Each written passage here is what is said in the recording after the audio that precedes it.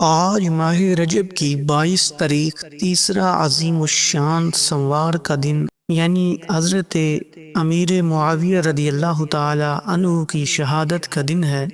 یہ بہت بڑا دن ہے اور یہ کنڈوں کا دن ہے۔ اس دن حضرت امام جعفر صادق کا عرس بھی منایا جاتا ہے، اس لیے آپ کے پاس بہت ہی بڑا موقع ہے، کیونکہ کہتے ہیں کہ جو شخص بھی رجب کے تیسرے سوموار 22 تاریخ کے دن یہ سورہ کوثر کا عمل کر لیتا ہے، اس کے پورے سال کے دن پھر جاتے ہیں اور اس بندے کو پھر اللہ کی بارگاہ سے اور غیب کے خزانوں سے ہزاروں نہیں، لاکھوں نہیں، کروڑوں ملتے رہیں گے۔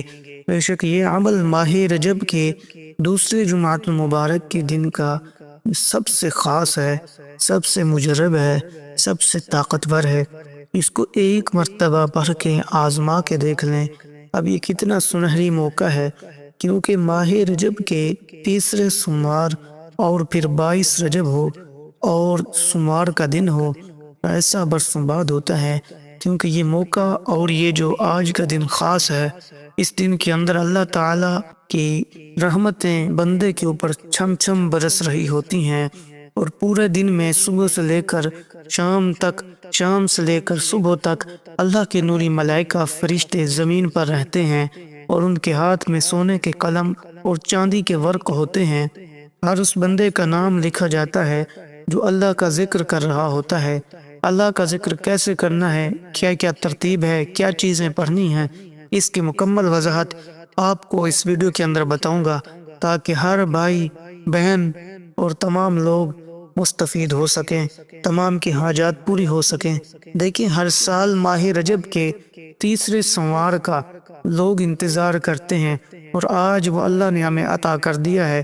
اور دیکھیں، پھر ساتھ ہی نیا سال ہے جس کی آج 11 تاریخ ہے، یعنی جنوری کی، اور 2026 شروع ہو چکا ہے۔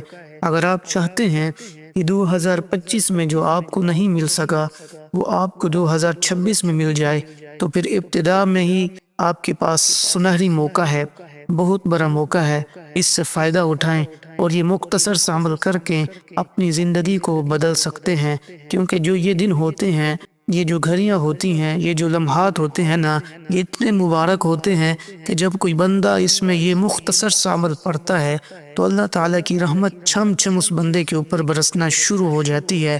کیونکہ صحابہ کرام علیہم الرضوان کا طرز عمل تھا، جب ماہ رجب کا مہینہ ہوتا تو اس مقدس مہینے میں اپنی عبادت کو وہ بڑھا دیتے تھے، اس مہینے میں وہ دعائیں مانگتے تھے۔ اب اس عمل کی ترتیب بڑی خاص اور بڑی اہم ہے، کیونکہ ماہ رجب یہ اللہ تعالیٰ کا مہینہ ہے، اور یہ وہ مہینہ ہے جس میں گناہگاروں کو جہنم سے آزادی مل جاتی ہے۔ اور رجب کا معنی ہی عربی زبان کے اندر تعظیم، ادب کرنا، احترام کرنا اور بزرگی دینا، اور عرب دور جاہلیت میں بھی اس مہینے کا احترام کرتے تھے، جنگیں روک دیتے تھے۔ ہمیں چاہیے کہ پھر یہ ماہ رجب کا سوموار کا دن ہو، پھر ہمیں ہرگز اس دن سستی نہیں کرنی چاہیے، ہرگز اس دن کو غفلت میں نہیں گزارنا چاہیے۔ جس شخص نے آج اس دن میں یعنی سوموار کے دن میں 22 رجب میں اس عمل کو کر لیا، اس کی زندگی بدل جاتی ہے، یقین جانو اس کا مقدر سنبھل جاتا ہے، اس کی تقدیر کے فیصلے جیسے وہ چاہتا ہے اللہ پاک ویسے فرما دیتا ہے۔ ابھی اس عمل کے لیے آپ نے یہ چند چیزیں بڑی توجہ کے ساتھ سمجھنی ہے۔ سب سے پہلے آج آپ نے باوضو ہو جانا ہے، پورا دن آپ کے پاس ہے، جس وقت چاہیں جب چاہیں آپ اس عمل کو کر سکتے ہیں۔ بس عمل کی ترتیب میں آپ نے یہ خاص خیال رکھنا ہے کہ اس میں آپ نے ایک تو ترتیب کو آگے پیچھے نہیں کرنا، دوسرے نمبر پر آپ نے اس کی تعداد میں کمی پیشی نہیں کرنی، تیسرے نمبر پر اس عمل کو کرتے ہوئے کسی کے ساتھ کلام اور گفتگو نہیں کرنی۔ اگر تو ان باتوں پہ عمل کر سکتے ہیں تو پھر اس عمل کو کریں۔ اگر ان تینوں باتوں میں کوئی ایک بات بھی آپ کہتے ہیں کہ میں عمل میں نہیں کروں گا، تو پھر آپ اس عمل سے دور رہیں، کیونکہ اس عمل کے اندر 313 کی تعداد میں آپ نے اللہ تعالیٰ کی 2 اسماء مبارکہ پڑھنے ہیں، جس کے ذریعے اللہ تعالیٰ تمہارے لیے رزق میں بے حد اضافہ فرما دے گا، اس قدر وسعت فرما دے گا کہ تمہاری آنے والی نسلیں بیٹھ کے کھائیں گی، تب بھی وہ رزق ختم نہیں ہوگا۔ وہ دو اسماء مبارکہ کیا ہیں جن کو آپ نے 313 مرتبہ پڑھنا ہے، وہ میں آپ کو بتاتا ہوں۔ وہ دو اسماء مبارکہ ہی ہیں یا فتاح یا رزاق۔ ان دونوں کو اکٹھا ملا کر ایک تصور کرنا ہے اور پڑھنا ہے 313 مرتبہ یا رزاق یا فتاح۔ آپ کو پتہ ہے 313 کا جو عدد ہوتا ہے نا، یہ اللہ تعالیٰ کے ہاں بہت جامع ہے اور اس طرح مبارک اور اتنا کامیابی والا ہے کہ جب بھی کوئی پڑھتا ہے اس کو کامیابی مل جاتی ہے۔ اب یہ دیکھیں نا، اس میں پہلا اسم مبارک یا فتاح، اے کھولنے والے، تو صبر، رکاوٹیں، سب پریشانیاں، سب بند قسمتیں اس کے ذریعے دور ہو جاتی ہیں۔ جب آپ کہیں گے یا رزاق، اے رزق دینے والے، تو رزق کے تمام دروازے کھل جائیں گے، اور کہتے ہیں رزق اس بندے کے گھر میں دروازے توڑ کر داخل ہو جاتا ہے۔ اس کا مطلب یہ نہیں ہوتا کہ اب آپ کے دروازے ٹوٹ جائیں گے، اس کا مطلب یہ ہوتا ہے کہ اتنا چھم چھم رزق آتا ہے آپ کے گھر میں کہ ہر گھر کا ہر کونا رزق سے بھر جاتا ہے۔ تو دوستو، اس لیے یہ دو اسماء مبارکہ اس عمل کے اندر بڑے خاص اور اہم ہیں۔ باقی ترتیب میں آپ کو بتانے لگا ہوں، اس ترتیب کو آپ نے خاص سمجھنا ہے، اور یہ ترتیب کیونکہ بڑی خاص اور بڑی اہم ہے، اس میں کچھ چیزیں زیادہ پڑی جاتی ہیں، لیکن بعض لوگ کہتے ہیں بس چٹکی میں عمل ہو۔ دیکھیے، عمل کرتے ہوئے تھوڑا سا ٹائم تو لگتا ہے، وقت تو لگتا ہے، صاف ظاہر ہے اس کی کوئی خاصیت ہوتی ہے، اس کی طاقت اور تاثیر ہوتی ہے۔ اگر آپ چاہتے ہیں بس ایسے ہی چٹکی میں عمل ہو جائے تو پھر اس عمل کو کچھ ٹائم تو لگے گا نا، آپ کرنے کے لیے بیٹھیں گے کچھ وقت لگے گا۔ وہ کہتے ہیں کچھ پانے کے لیے کچھ کرنا ضرور پڑتا ہے۔ آج اگر 24 گھنٹے کا دن اور رات ہے تو اس میں سے اگر آپ کوئی 10-15 منٹ نکال دیتے ہیں اس عمل کے لیے، تو میں کہتا ہوں اس سے بڑھ کر آپ کے لیے خوش قسمتی کی بات ہی نہیں ہے۔ جہاں ہم دن رات اپنے شب و روز ضائع کر رہے ہوتے ہیں، وہاں اگر اس مختصر عمل کے لیے تھوڑا سا ٹائم نکالا جائے تو کتنی خوش نصیبی ہوگی۔ تو آپ نے اس عمل کو اب شروع کرنا ہے، تو آپ نے اول آخر 11 مرتبہ درود پاک پڑھنا ہے۔ درود پاک سے پہلے 313 مرتبہ یا رزاق یا فتاح، جس طرح میں نے بتایا، وہ پڑھنا ہے۔ آپ کی بند قسمت سنور جائے گی، آپ کے نصیب کھل جائیں گے۔ تو آپ نے اس کے بعد 11 مرتبہ اول میں اور 11 مرتبہ آخر میں درود پڑھنا ہے۔ درود کون سا پڑھنا ہے؟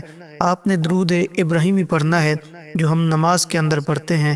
اس کے علاوہ بھی اگر کوئی آپ کو درود آتا ہو وہ پڑھ سکتے ہیں، لیکن درود ابراہیمی افضل ہے، کیونکہ درود ابراہیمی اس دن کا بڑا خاص اور بڑا عام اور بڑا ہی مبارک درود پاک ہے۔ کیونکہ دیکھیں، آقا علیہ السلام کو 27 رجب کو اللہ تبارک و تعالی نے آسمانوں پر بلایا، وہاں حضور علیہ السلام کو جنت اور دوزخ کی سیر کرائی۔ جب حضور آسمانوں پہ جا رہے تھے، حضور پہلے آسمان پہ پہنچے، دوسرے آسمان پہ، تو حضور علیہ السلام یہ سفر کر رہے تھے، یعنی مسجد اقصی سے مسجد حرام، پھر مسجد حرام سے سدرۃ المنتہا، یعنی مسجد حرام سے حضور کی یہ معراج شروع ہوئی تھی۔ حضور پہلے مسجد اقصی گئے، پھر وہاں انبیاء کو امامت کرائی، پھر اسی طرح آقا علیہ السلام وہاں سے پھر پہلے آسمان، پھر دوسرے، پھر تیسرے، پھر چوتھے، پانچویں، چھٹے، ساتویں آسمانوں پر مختلف انبیاء کرام علیہم الرضوان سے ملاقاتیں ہوئی۔ حضرت موسیٰ علیہ السلام سے ملاقات ہوئی، حضرت خضر علیہ السلام سے ملاقات ہوئی، حضرت الیاس علیہ السلام سے ملاقات ہوئی، حضرت نوح علیہ السلام سے، کم و پیش حضرت 1,24,000 پیغمبر سے حضرت جناب محمد رسول اللہ صلی اللہ علیہ وسلم کی ملاقات ہوئی۔ تو ان میں حضرت ابراہیم علیہ السلام سے ملاقات بھی ہوئی، انہوں نے حضور کی امت کے لیے سلام بھیجا، اور اسی سلام کو درود کہا جاتا ہے، اور اس میں پھر آقا علیہ السلام نے جواب دیا۔ اس لیے درود ابراہیمی کے دو حصے ہیں، ایک حصہ حضور علیہ السلام کی طرف منسوب ہے اور ایک حصہ حضرت ابراہیم علیہ السلام کی طرف منسوب ہے۔ تو اس کو ہم پڑھیں گے تو یہ زیادہ بہتر ہے اور زیادہ آپ کے لیے افضل ہے۔ تو درود پاک کی تعداد جو ہے، جو میں نے آپ کو بھی بتائی ہے، 11 مرتبہ اول میں اور 11 مرتبہ آخر میں آپ نے اس کو پڑھنا ہے۔ اسی اعتبار سے یہ ماہ رجب کا آج مبارک لمحات ہیں، تو اب آپ نے اس ترتیب کے ساتھ اس عمل کو کرنا ہے، لیکن میں وہ بتاؤں گا، بس عمل سمجھانا چاہوں گا، باقی جو وہ نقطے، جو وہ 4 خاص چیزیں ہوتی ہیں اعداد والی، وہ بتاؤں گا۔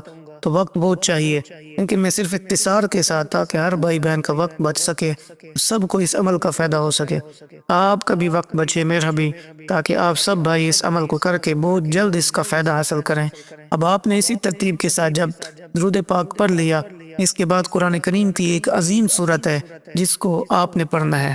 وہ قرآن کریم کی ایسی صورت ہے کہ جس کو پڑھنے والا شخص اللہ تعالیٰ کے ہاں بڑا مقرب بن جاتا ہے، اللہ تعالیٰ کا محبوب بن جاتا ہے۔